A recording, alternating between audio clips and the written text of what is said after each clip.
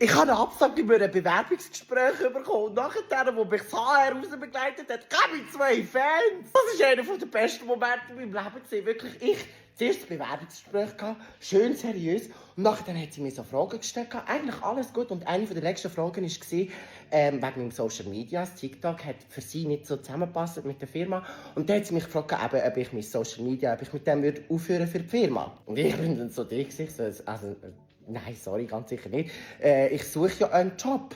Im Sinne von, dass ich das miteinander kombinieren kann. Darum sind die flexiblen Arbeitszeiten für mich wichtig, weil ich mein Social Media, also das erfüllt mich, ich wollte jetzt nicht mehr reinpushen. Und dann hätte ich mir das Messer an den Hals gegeben, wortwörtlich. Ja, dann kann sie mir nicht einen Job garantieren. Im Sinne von, ja, das funktioniert irgendwie nicht, wieso auch immer. Und ich, ja gut, ja dann sehe ich keine Zukunft. Nein, sorry. Und nachher ist fertig gewesen. Gut. Und wenn wir es gut haben miteinander, hat sie mich noch rausbegleitet und sie ist auch gerade noch rausgekommen.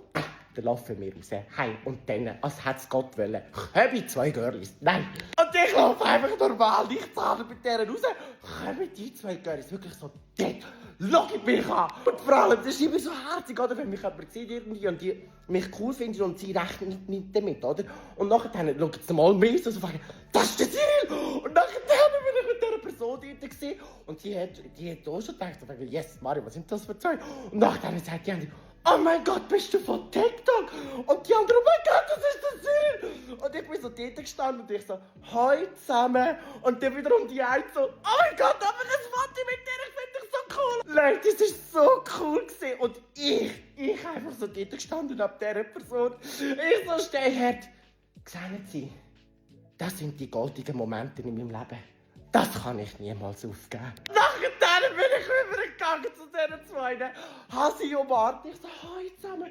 Schön, dich kennenzulernen. Wie ist dein Name? Kurz geredet, ein Foto gemacht mit ihnen. Und dann sind sie gegangen. Weißt du, und wie sie noch gegangen sind, fragen, oh mein Gott, haben Sie das wirklich gesehen? Und die HR-Frau ist einfach so dort gestanden. Sie so, als wäre sie im falschen Film. Also wirklich, habe ich gefühlt, als wäre ich schnell Lady Gaga gesehen. Irgendwie Pretty Woman, wirklich 10 von 10. Ich habe es geliebt. Und ich so zurückgekommen, ich so, sagen Sie, nein, schauen Sie, das sind die Momente, das bedeutet mir so viel mehr.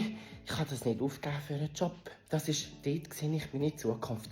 Und darum suche ich jetzt etwas, wo ich beides miteinander ergänzen kann. Und die ist die gesehen und die ist nicht mehr rausgekommen. Und die hat irgendwie, ich weiss auch nicht, was sie das Gefühl gehabt hat. In dem Moment, ich glaube, die hat auch nicht so gut Research gemacht. Also die hat irgendwie das Gefühl gehabt, als wäre ich eben, weiss Gott was, weil die zwei Girls sind voll durchgedreht. Und dann ich so den Move, ihren Tank, ich so, ja also, hat mich wirklich gefreut.